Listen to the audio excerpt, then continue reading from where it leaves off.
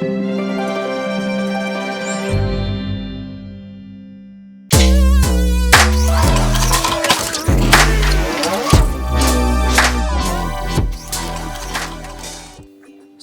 warahmatullahi wabarakatuh. Salam sejahtera untuk kita semua. Jumpa lagi teman-teman mahasiswa akuntansi, baik dari program studi akuntansi Fakultas Ekonomi Universitas Islam Majapahit maupun dari teman-teman dari SDAM Mataram. Kali ini di video ketiga pada topik project based learning ya, dimana nanti teman-teman di akhir perkuliahan harus mengerjakan dan mempresentasikan final project masing-masing. Nah, final project ini dikerjakan menggunakan metode project based learning. Nah, apa itu project based learning? Ini adalah sebuah model pembelajaran yang melibatkan peran aktif dari pesertanya. Dalam arti di sini adalah teman-teman sebagai mahasiswa. Ada banyak keunggulan dan manfaat yang dirasakan dari penerapan project based learning ini. Nah, pada video kali ini kita akan belajar dulu apa itu pengertian dari project based learning, kemudian syarat project based learning itu apa saja, karakteristik dari project based learning itu apa saja, dan langkah-langkah dalam pembelajaran mengerjakan final project yang menggunakan pendekatan project based learning. Oke, jadi project based learning itu bukan hal yang baru ya sebenarnya di dalam dunia pendidikan. Nah, pembelajaran berbasis project ini sebenarnya telah banyak dilaksanakan oleh berbagai sektor ya, termasuk pendidikan itu sendiri. Kemudian implementasinya dari project based learning ini sudah terbukti ya, teman-teman mampu meningkatkan efektivitas dari berbagai aspek di perusahaan. Jadi teman-teman bisa lihat di berbagai jurnal efektivitasnya, efisiensinya dari pembelajaran project based learning ini sangat mempengaruhi dari hasil belajar, tentu saja yang diimplementasikan langsung di dunia usaha, dunia industri. Oke, sedangkan menurut expert di sini ada grants. Jadi PBL itu adalah pembelajaran yang berpusat pada peserta didik. Jadi artinya ketika melakukan suatu investigasi yang mendalam terhadap sebuah topik ya, itu nanti secara konstruktif, jadi mahasiswa ini melakukan eksplorasi ya, atau pendalaman pembelajaran dengan melakukan pendekatan berbasis riset terhadap permasalahan dan pertanyaan yang berbobot, nyata, dan relevan. Nah, itu tadi adalah pengertian dari project based learning. Nah, syarat project based learning apa saja gitu. Yang pertama di sini nanti Bapak Ibu dosen ini tentu saja harus memiliki keterampilan ya untuk mengidentifikasi kompetensi dasar yang lebih menekankan pada keterampilan, pengetahuan pada tingkatan apa saja, ada penerapannya, analisisnya, sintesisnya, dan evaluasinya. Kemudian nanti Bapak Ibu dosen tentu saja juga bertanggung jawab ya untuk melakukan penguasaan materi yang secara luas ya, jadi agar fokus pada proyek-proyek yang tentu saja akan menarik untuk diambil oleh teman-teman mahasiswa semuanya. Kemudian pendidik setidaknya juga harus terampil ya memotivasi, jadi Bapak Ibu dosen itu harus aktif memotivasi teman-teman. Terus kemudian diharapkan proyek ini bisa dijalankan dengan maksimal. Dan yang keempat, tersedianya fasilitas dan sumber belajar yang cukup sehingga mahasiswa atau kelompok mahasiswa ini bisa terpenuhi kebutuhannya. Jadi teman-teman bisa mengambil materi-materi yang bisa diakses pada e-learning atau LMS yang ada di UNIM ini. Kemudian yang terakhir di sini Bapak Ibu dosen memastikan bahwa timeline waktu schedule-nya itu berjalan sesuai dengan rencana, kemudian mengestimasikan hambatan-hambatan sehingga proyek ini bisa berjalan. Itu adalah syarat-syarat dari project based learning.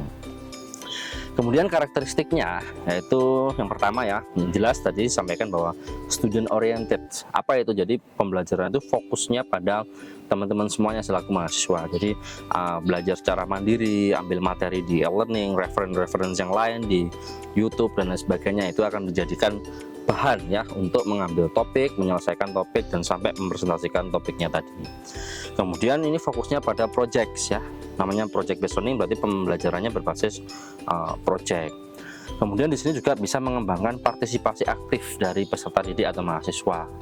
Jadi ini sifatnya kolaborasi, jadi teman-teman bisa saling berkolaborasi antar masing-masing anggota kelompok. Kemudian di sini juga bisa menumbuhkan inisiatif dan kemandirian dari mahasiswa, melatih kolaborasinya, tanggung jawabnya untuk mengakses ya ataupun mengelola informasi yang data-data yang dibutuhkan sehingga bisa menemukan solusinya. Nah, dari sini ya teman-teman juga akan berlatih ya kemampuan berpikir kritisnya atau critical thinkingnya, dan kreativitas peserta didik ini dapat mengelola informasi-informasinya tadi. Kemudian di sini ada evaluasi yang dilakukan secara berkala karena peserta diwajibkan juga melakukan refleksi terhadap proyeknya. Dan yang terakhir, karakteristiknya adalah proyek pembelajaran di sini harus menghasilkan sebuah produk atau output yang jelas ya. Jadi tidak hanya jadi sebuah prototipe saja, tapi sudah menjadi produk yang jelas yang bisa didiseminasikan kepada teman-teman semuanya. Oke, berikutnya adalah langkah-langkah project based learning. Jadi yang pertama atau step yang pertama di sini kita harus mempersiapkan pertanyaan yang penting ya terkait suatu topik materi yang akan dipelajari. Misalnya di akuntansi biaya itu ada akumulasi perhitungan biaya menggunakan pendekatan job order costing, ataupun proses costing, atau join product, ataupun teman-teman juga bisa mengambil topik terkait dengan ABC atau activity based costing. Kemudian yang tahap kedua, menyusun rencana project. Nah, tahapan ini rencana proyeknya apa saja, misalnya dimulai dari observasi ke lapangan.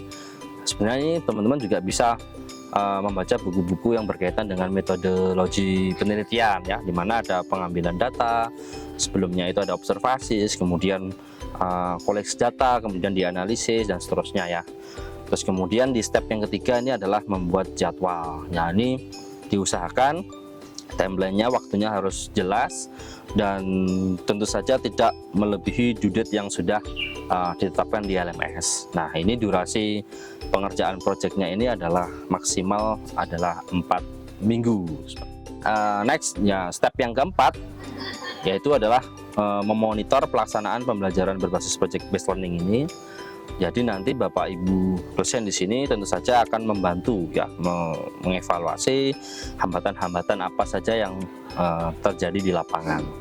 Yang berikutnya di step yang kelima, di sini ada menguji dan memberikan penilaian atas proyek yang sudah dibuat, dan yang terakhir tentu saja adalah evaluasi pembelajaran berbasis proyek ini.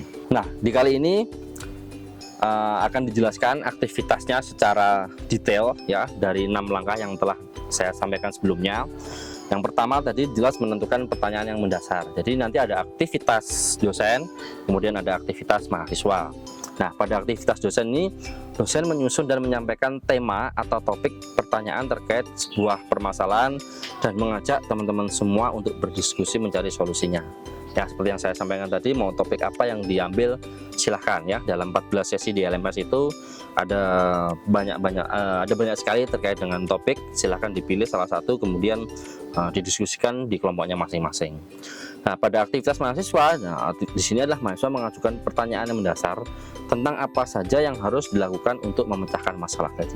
Jadi di sini adalah awal ya, sesi diskusi tanya jawab antara teman-teman mahasiswa dengan Bapak Ibu dosen. Di langkah berikutnya yaitu menyusun rencana project ya di aktivitas dosen. Di sini dosen memastikan setiap mahasiswa terbagi dalam kelompok dan mengetahui prosedurnya ya. Jadi mekanismenya apa saja yang harus dilakukan, step-stepnya dalam membuat project itu. Nah, sedangkan di aktivitas mahasiswa ini berdiskusi dan mulai menyusun rencana pembuatan project, membagi peran ya di masing-masing anggota kelompok tadi, kemudian mencatat hal-hal apa saja yang perlu disiapkan untuk menyusun project tersebut. Kemudian di langkah yang berikutnya adalah membuat jadwal. Nah, dosen di sini berarti menyusun jadwal pembuatan project dan membaginya dalam tahapan-tahapan agar proyek itu mudah untuk dilaksanakan. Sedangkan pada aktivitas mahasiswa, di sini mahasiswa menyepakati jadwal dan mulai memperhatikan tenggat waktu ya, due date-nya pembuatan proyek itu tersebut. Sehingga proyek akhir itu tidak terlambat untuk dikumpulkan, dalam arti dipresentasikan dan diseminasikan di sini. Aktivitas berikutnya adalah monitoring pembelajaran berbasis proyek. Jadi dosen di sini memantau partisipasi keterlibatan teman-teman mahasiswa. Di sini Bapak Ibu dosen juga akan mengamati perkembangan proyek yang dirancang. Jika memiliki kendala, dosen juga bisa turun langsung ke lapangan untuk membimbing dan membantu teman-teman semuanya. Dan sedangkan aktivitas mahasiswa di sini adalah membuat proyek dan memastikan pelaksanaannya itu telah selesai sesuai dengan jadwal. Kemudian teman-teman mahasiswa juga bisa menulis tahapan pencatatan perkembangan atau logbook istilahnya ya, yang nantinya akan dituangkan dalam sebuah laporan akhir. Dan berikutnya adalah langkah kerja menguji dan memberikan penilaian. Otomatis di sini dosen akan mendiskusikan tentang proyek yang telah dijalankan untuk dinilai oleh tim penilai di sini. Kemudian penilaian dibuat secara terukur dengan standar yang telah ditentukan. Dan aktivitas mahasiswa akan membahas kelayakan proyek yang sudah dijalankan dan mengajukan laporan akhirnya kepada penguji ataupun dosen pembimbing nantinya. Di langkah kerja yang terakhir, yaitu evaluasi pembelajaran berbasis proyek, aktivitas dosen yaitu dosen melakukan evaluasi dan memberikan masukan ataupun arahan tindak lanjut terkait proyek yang telah dijalankan oleh teman-teman mahasiswa. Dan di aktivitas mahasiswa, di sini mahasiswa akan memaparkan hasil proyek ya, kemudian menerima feedback ataupun tanggapan serta arahan-arahan dari Bapak Ibu dosen. Kemudian mahasiswa juga mencatat hal apa saja yang perlu dilakukan untuk melakukan revisi agar proyek itu bisa berjalan dengan maksimal. Oke, terima kasih. Ini adalah video tentang project based learning. Saya berharap bahwa teman-teman semuanya ini bisa menjalankan proyeknya dengan maksimal. Oke, sampai jumpa. Saya akhiri. Billahi taufik wal hidayah. Wassalamualaikum warahmatullahi wabarakatuh.